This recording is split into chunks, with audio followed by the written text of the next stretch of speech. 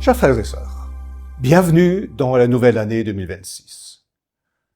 Je vous souhaite de tout cœur de vérifier cette année encore, et peut-être encore plus intensément, la proximité et l'aide de Dieu, personnellement, au sein de votre famille et de votre communauté.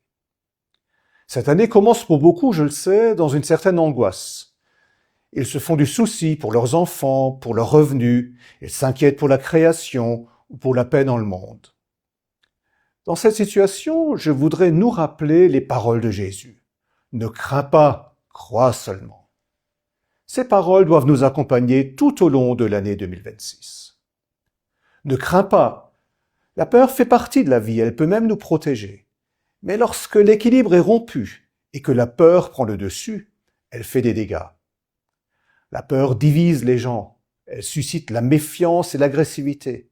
Elle rétrécit le regard, rend aveugle à ce qui est vraiment important, et elle paralyse. Ne crains pas, crois seulement. Cela ne veut pas dire que nous devons ignorer nos peurs, mais cela signifie ne te focalise pas sur ce qui te fait peur, tourne ton regard vers Jésus.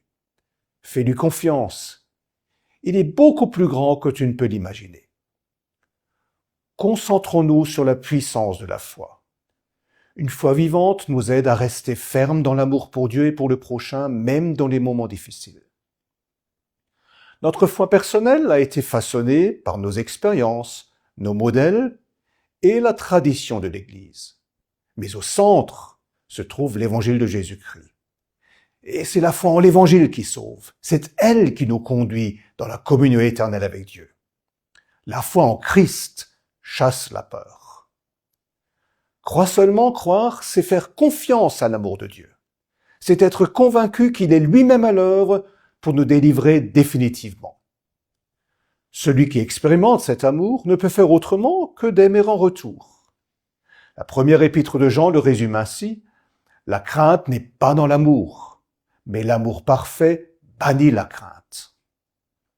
Nous croyons en Jésus-Christ et le suivons en restant constants dans notre amour pour Dieu et pour notre prochain, malgré tout ce qui se passe dans ce monde.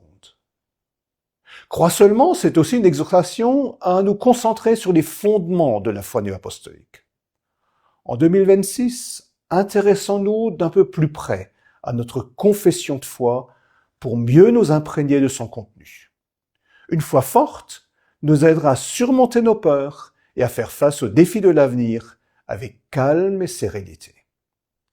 Chers frères et sœurs, je vous souhaite à tous une année 2026 pleine de foi et de force dans la foi. Ne crains pas, crois seulement.